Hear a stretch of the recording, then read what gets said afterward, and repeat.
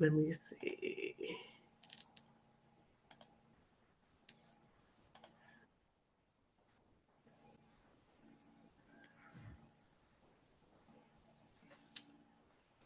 Okay, so my meeting is streaming live now on YouTube. I am on Zoom. So maybe after I finish reading the Zoom, reading the this Willie Lynch speech, Making of a Slave. I will put a link in here for those who join me who can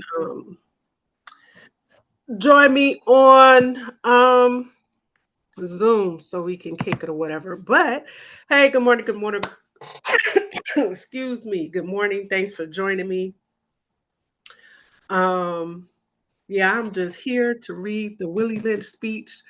Um, hey, shalom, shalom. Uzziah. Excuse me. Let me get some water. Mm.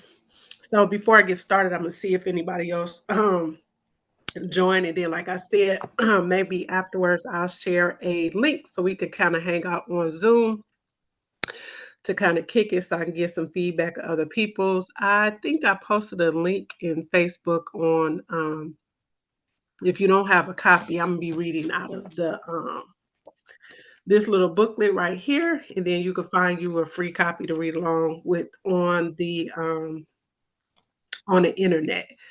And so I know it was in 1995. I was graduating from high school when I first came across this letter.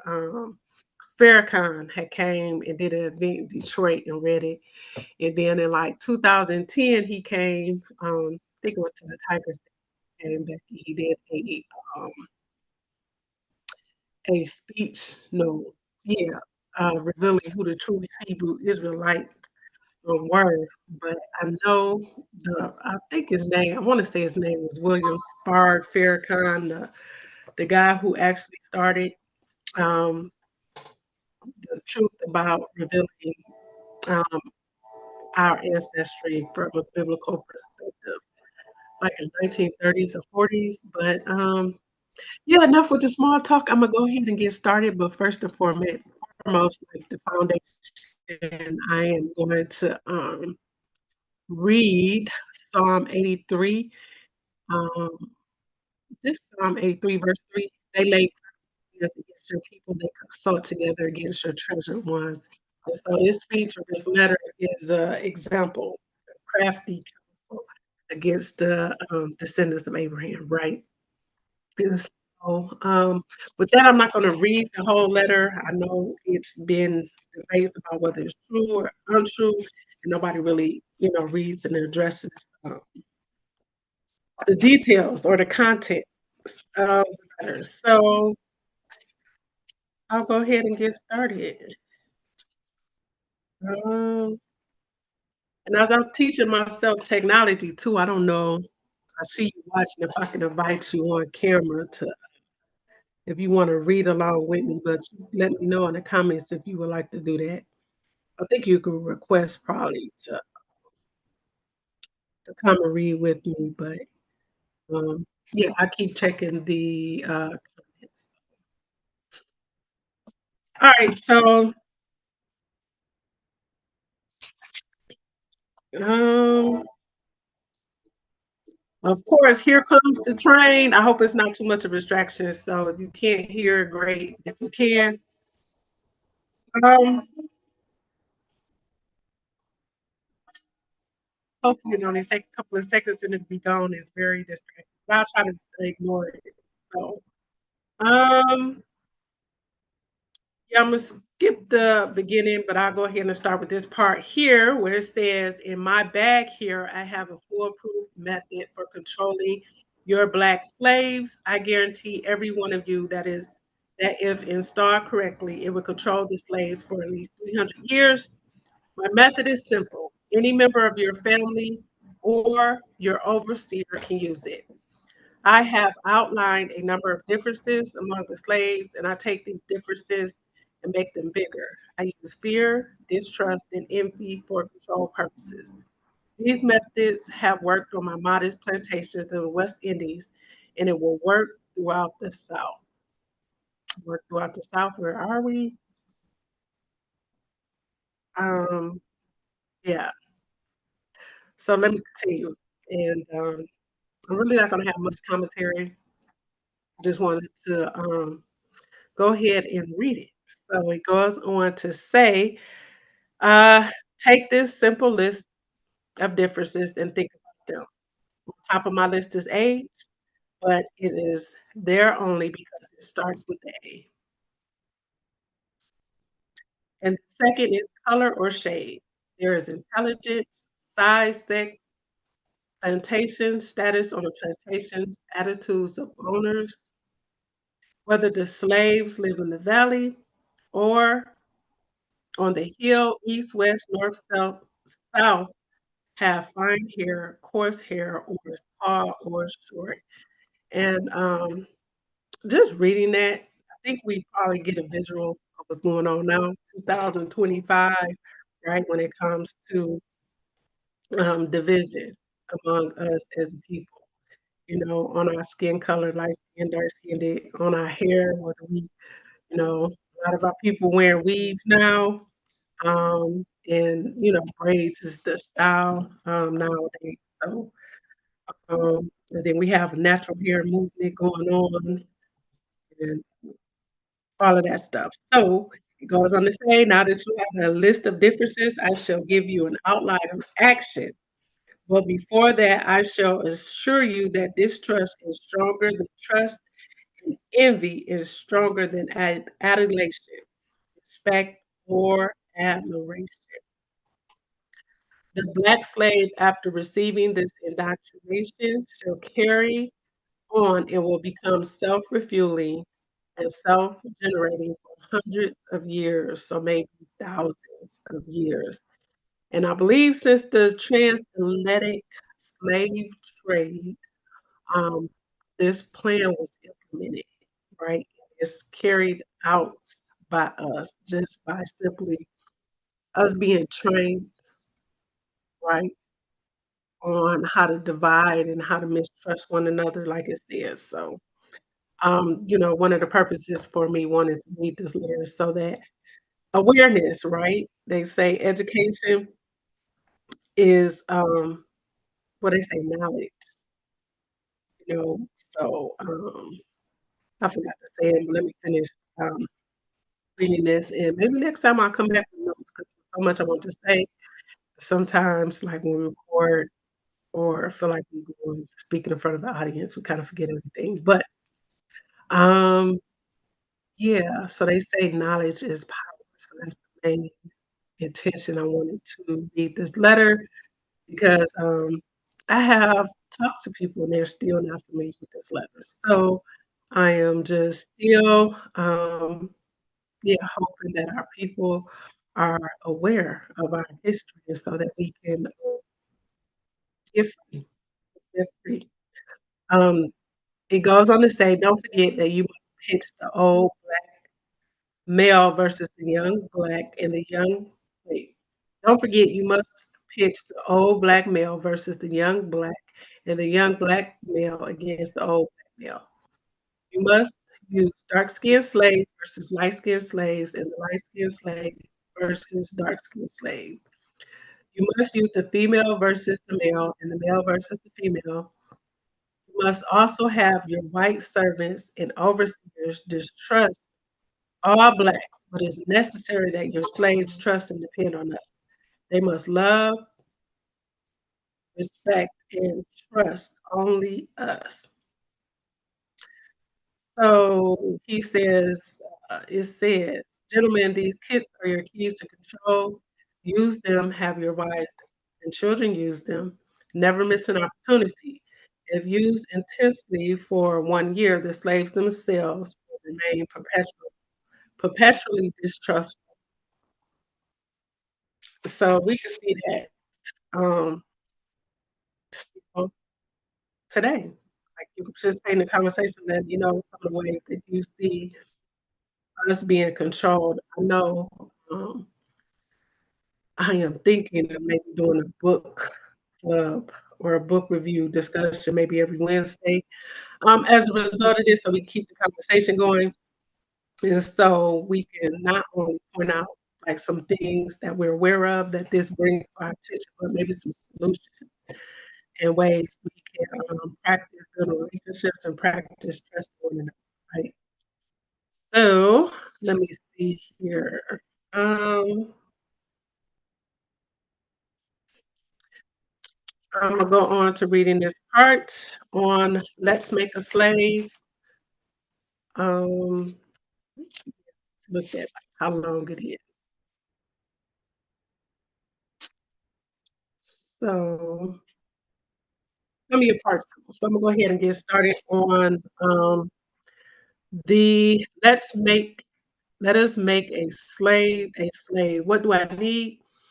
First of all, we need a black nigger man, a pregnant nigger woman, and her baby nigger boy. Second, I will use the same basic principles that we used in breaking horse combined with some more sustaining factors. We do this with horses. We break them from one form of life to another. That is, we reduce them from their natural state in nature. Whereas nature provides them with natural capacity to take their needs and the needs of their offspring.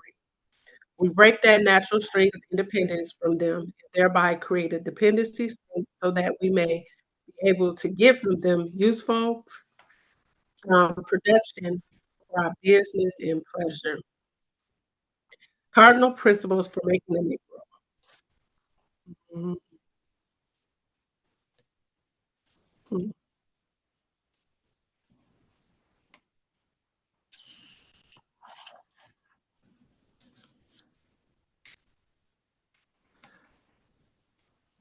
Okay. So this book that I'm reading from, I got it from the Truth Bookstore, like way back in, I'm gonna say the early 2000. I want to say I got it like in 1995, but I can't remember. So from Detroit, got it from South Lake Mall, Truth Bookstore. I don't even know if that bookstore is still there, but maybe I should call somebody next. But I was just looking on this link to make sure reading some of the sections that is public because whoever the author is who put this together, they put some, mhm. Yeah, they put some other information in here, and I just didn't want to read this other stuff. But cardinal principles for making a Negro, it says, for fear that our future generations may not understand the principles of breaking both horses and men, we lay down the art. Or if we are to sustain our basic economy, we must break and tie both of the beasts together, the nigger and the horse. We understand that short range planning and economics results in periodic economic chaos. So that to avoid turmoil in the economy, it requires us to have breadth and depth and long range comprehensive planning, articulating both skills and sharp perception. Lay down the following principles for long range comprehensive economic planning. Number one, both horse and nigger are no good to the economy in the wild or natural state. Two, both must be broken and tied together for orderly production. Three, for orderly futures, special and particular attention must be paid to the female and the young offspring. Four, both must be crossbred to produce a variety of division of labor. Number five, both must be taught to respond to a particular new language. Psychological and physical instruction of containment must be created for both. We hold the above six cardinal principles as truths to be self-evident based on the following discourse concerning the economics of breaking and tying the horse and the nigger together, all inclusive of the six principles made down above. Note, neither principles alone will suffice for good economics. All principles must be employed for the orderly good of the nation. Accordingly, both a wild horse and a wild or natural nigger is dangerous even if captured, for they will have a tendency to seek their customary freedom, and in doing so, they might kill you in your sleep. You cannot rest. They sleep while you are awake and are awake while you are asleep. They are dangerous near the family house and it requires too much labor to watch them away from the house. Above all, you cannot get them to work in the natural state. Hence, both the horse and the nigger must be broken, that is, break them from one mental life to another, keep the body and take the mind. In other words, break the will to resist. Now, the breaking process is the same for both the horse and the nigger, only slightly varying in degrees. But as we said before, there is an art in long range economic planning.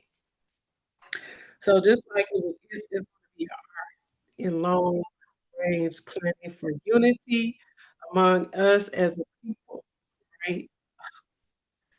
But anyway, it goes on to say you must keep your eye and thoughts on the female and the offspring of the horse and the nigger. A brief discourse in offspring development will shed light on the key to sound economic principles. It says pay little attention to the generation of original breaking, but concentrate on future generations. Therefore, if you break the female mother, she will break the offspring in its early years of development. And when the offspring is old enough to work, deliver it up to you for her. Normal female protective tendencies will have been lost in the original breeding process. For example, take the case of the wild stud horse. A female horse and an already infant horse can compare the breaking process with two captured nigger males in their natural state. A pregnant nigger woman with her infant offspring. Take the stud horse, break him for limited containment. Completely break the female horse until she becomes very gentle, whereas you or anybody can ride her in comfort. Breed the mare and the stud until you have the desired offspring. Then you can turn the stud to the freedom until you need him again. Train the female horse because she will eat out of your hand, and she will in turn train the infant horse to eat out of your hand also. When it comes to breaking the uncivilized nigger, use the same process, but vary the degree and set up the pressure so as to do a complete reversal of the take the meanest and most restless nigger, strip him of his clothes in front of the remaining male niggers, female and nigger infant, tar and feather him, tie each leg to a different horse in opposite direction, set them on fire, and beat both horses to pull them apart in front of the remaining niggers. The next step is to take a bull whip and beat the remaining nigger male to the point of death in front of the female and don't kill him, but put the fear of God in, or he can be useful for future breeding, right? So just all of that, I just thought of how they use movies nowadays to keep us in like a perpetual state of what's the word? Um, I want to say submissive or sleep or just broken so that we don't fight back. When we see a good movie, um, the slave kill some white people, we like rah, rah, we think we done won something, right? Um, yeah, that just came to mind reading the next section.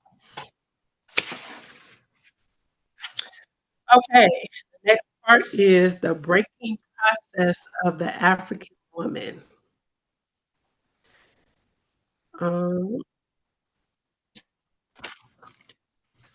I want to put this light up because I'm kind of dark on YouTube.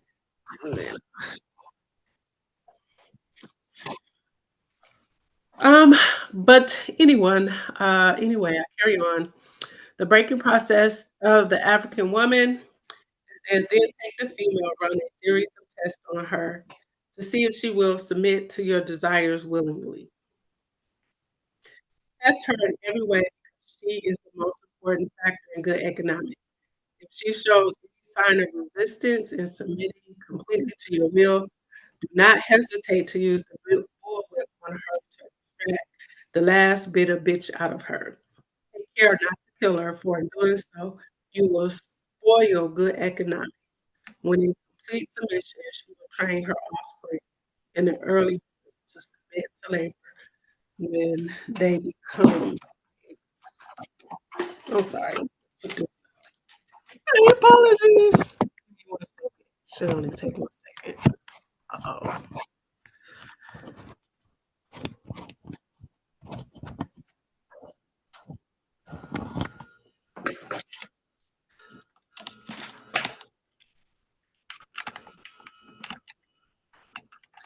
Yeah. So one of these days, I'm gonna learn how to edit and upload these videos and whatnot.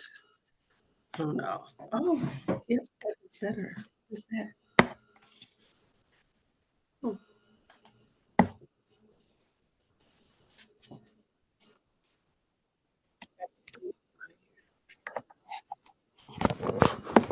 okay.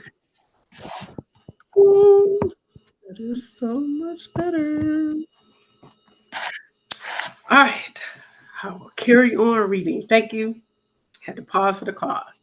So, understanding is the best thing. Therefore, we shall go deeper into this of the subject matter concerning what we have produced here in this breaking process of the female nature.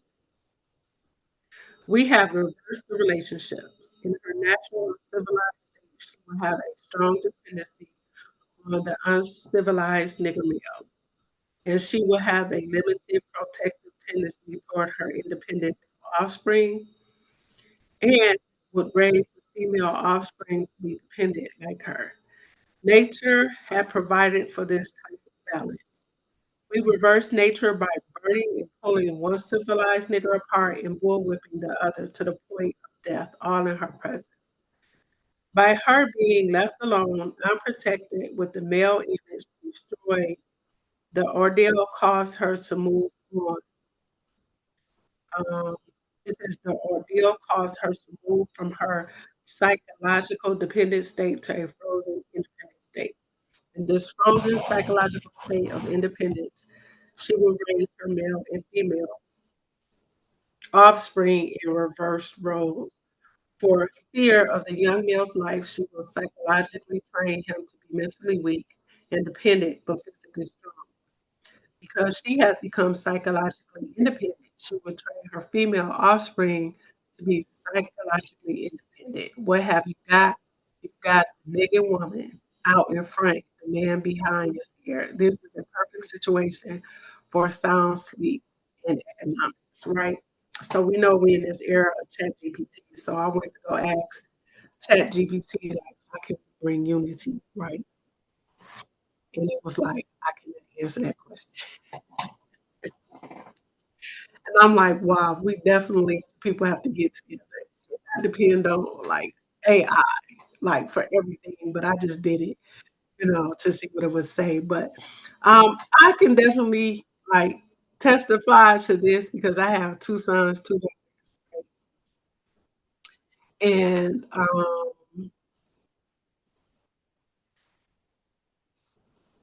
hold on, reading your comments. So that's why I got distracted. It says, yeah, definitely the validity of the Willie Lynch letter has been debated. But you I think you think you for certain 2 things for sure. These methods were at play then and right now.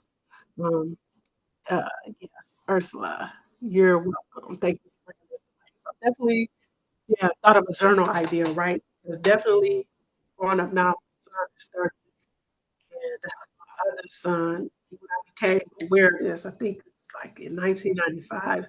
So I became a little bit more, I'll say proactive by the time I had my second and I can see I have a 24-year-old daughter, and I can see how my, daughters are more, like, strong-willed and independent and, psychologically independent, like it says, and, my older son, he's more so dependent. I think I'm very much, did an okay job with the 20-year-old son because he has a mind. He uses his mind in his body.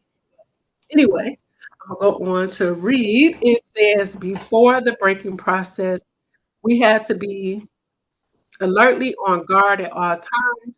Now we can sleep soundly, for out of frozen fear, his woman stands guard for us. He cannot go past her infant slave process. He is a good tool ready to be tied to the horse at a tender age. By the time the nigger boy reaches the age of 16, he is soundly broken.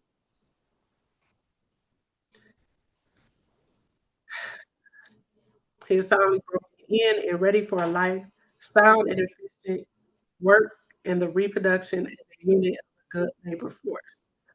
Continually throw the breaking of uncivilized savage niggers by throwing the nigger female savage into a frozen psychological state of independency by killing the protective male image, by creating a submissive, dependent mind of nigger male savage. We have created an orbiting cycle that turns in its own axis forever until a phenomenon occurs and reshifts the position of female savages. We show what we mean by take the case of two economic slave units and examine them closely. So, economic slave unit number one, right, the Negro marriage unit. So it goes on to say, we breed two nigger males with two nigger females. Then we take males from them and keep them moving and working. Say the one nigger female bear a nigger female and the other nigger bears a nigger male. I might take some of the niggas out, but you didn't want to have a female child, the other one have a male child. Both females being without the influence of the male image, right? Frozen with independent psychology will raise their offspring into reverse positions. The one with the female offspring will teach her to be like herself, independent and negotiable. We negotiate with her, through her, by her, and negotiate at will. The one with the male offspring, she being frozen with subconscious fear for his life, will raise him to be mentally dependent and weak, but physically strong. In other words, body over mind. And so the shift, the reversal will be like mind over body, right? So it goes on to say, now in a few years, when these two offspring becomes fertile for early reproduction, we will mate and breed them and continue the cycle. That is good, sound, and long range comprehension planning. Us just reading this, and this is where we are. So the mindset of breaking the cycle, which I believe somewhere in here it tells us about the mind having strong ability to try to break this up. So I think I'm gonna try to stick it out and read the whole letter. I'm thinking about doing a part two. Looked at it, was like, "Ooh, this is long." I don't know if I'm gonna be able to read this whole long thing, but hey. So okay. So maybe next time I'll invite people to help me read it so we can take turns, right? So I'm drinking some water.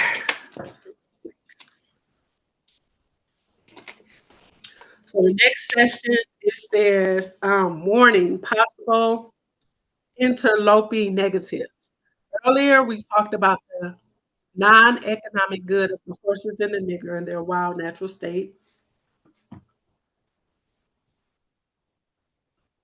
We talked about the principle of breaking, tying them together for orderly production. Furthermore, we talked about paying particular attention to the female savage and her offspring orderly future planning. Then, more recently, we stated that by reversing the positions of the male and female savages, we had created an orbiting cycle that turns on its own axis forever until this phenomenon occurred and reshifted the positions of the male and female savages. So I think we're reshifting positions now. So excuse me, I'll get my charger. Put it in there. Okay. Okay, it says our experts warned us about the possibility of this phenomenon occurring, for they say the mind has a strong drive to correct and recorrect itself over a period of time.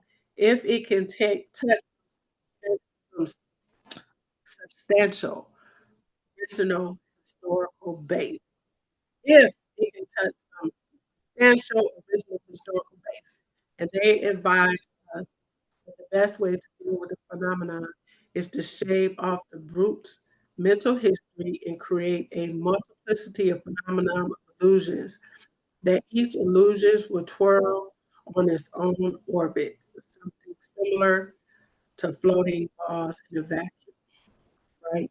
So I think that the whole controversy, like on the validity of this letter, if it's fact, fiction, truth, untrue, that could be like a distraction reading the contents of the letter, right? Breaking, getting the knowledge and awareness of what was possibly done, right? And I have read Psalm 83, verse 3, right? Our enemies take crafty counsel against people, right? Us being those people, right? Being, you know, um, this is an example of crafty counsel. That's just my opinion.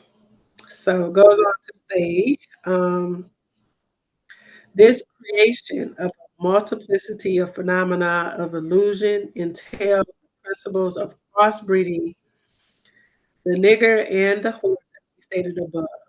The purpose of which is to create a diversified division of labor, therefore creating different levels of labor, different values of illusions at each connecting level of labor.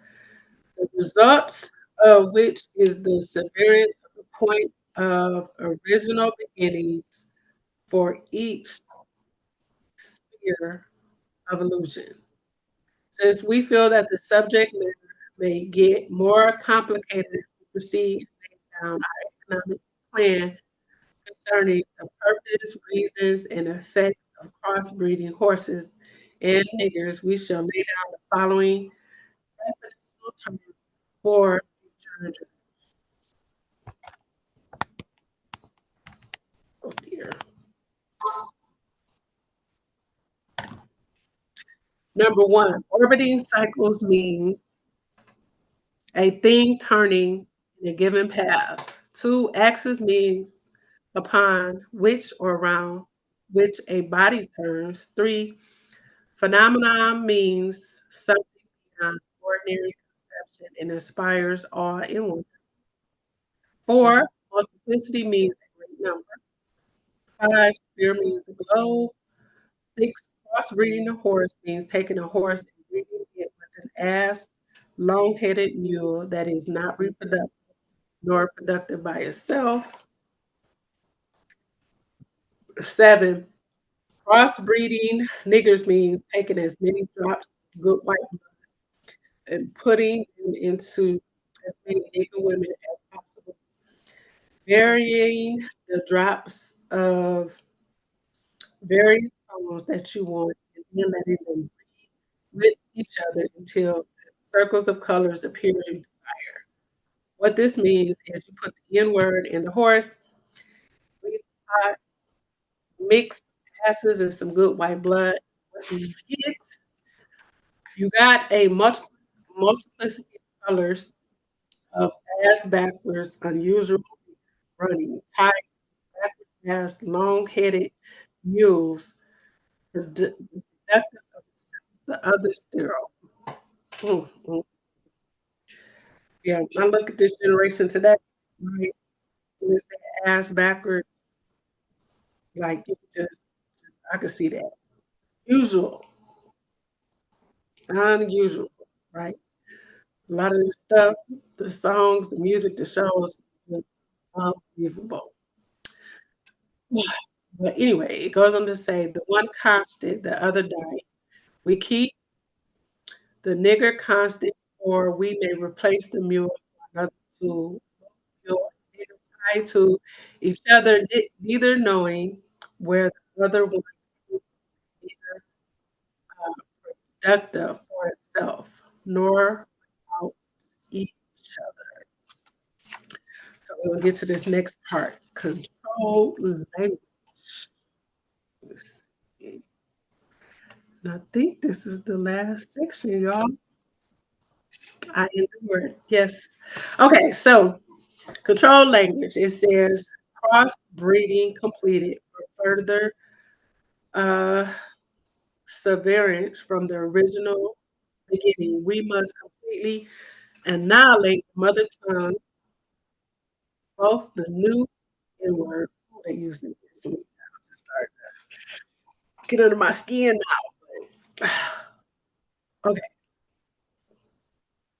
crossbreeding completed for further severance from their original beginning. We must completely annihilate the mother tongue to both the new word, new mule, and institute a new language that involves the new life's work of both.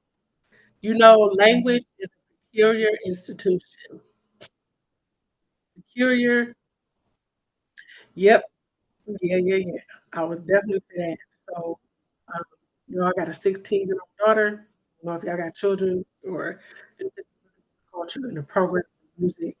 Oof, that language, even the text message stuff, peculiar. But anyway, it goes on to say, it leads to the heart of the people. The more a foreigner knows about the language of another country, the more he is able to move through all levels of that society. Therefore, the foreigner is the enemy of another country to the extent that he knows the body of the language. To that extent, country to that extent is the country vulnerable to attack or invasion of a foreign culture. For example, take a slave, teach him all about your language, he will know all your secrets, and he then is no more a slave. For you can't fool him any longer, and being a fool is one of the basic ingredients of and incidents to the maintenance of the slavery system.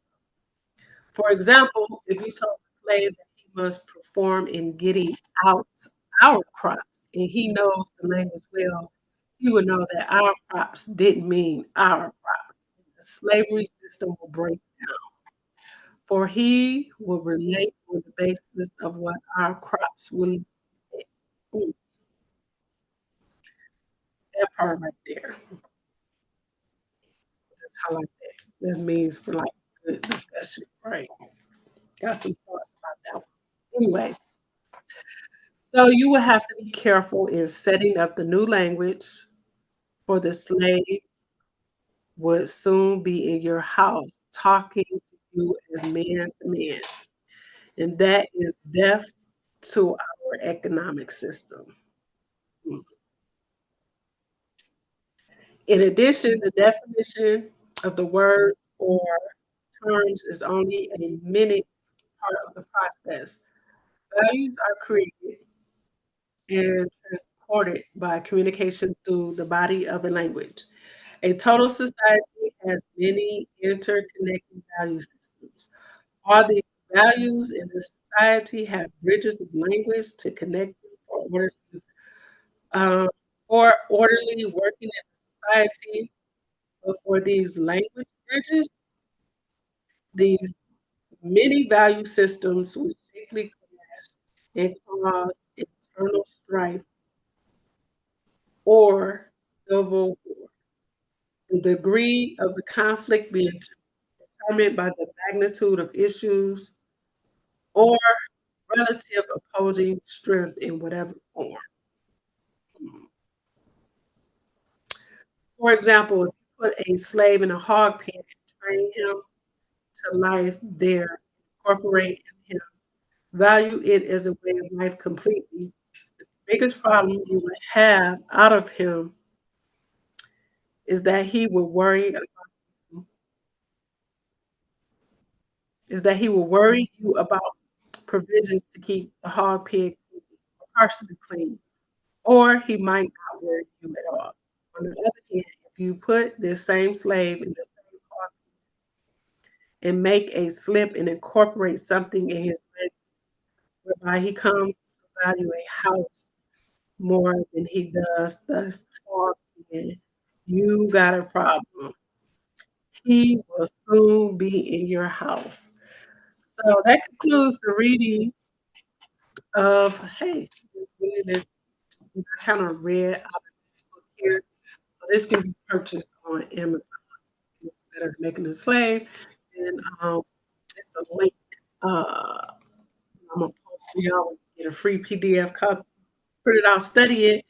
And thank y'all for joining me because I basically that's all I want to do is come and read the letter, just and then share with people because it's good study. And then next month, hey, maybe we can go through this book together. Every Wednesday book club. But yeah, so Wednesday I'm making out another live event and we could read through this, comment, and I took a lot of notes, y'all. So yeah, because America definitely in trouble. There's a lot of people waking up. Yeah, just families are being restored and yeah. So with that, thank you, thank you, thank you for joining me. And if y'all available for about 15 more minutes till 9 o'clock, maybe we can hang out on Zoom and you can share your comments. If you have any questions or concerns, you can let me know. All right, well, I am all done here. Thank y'all.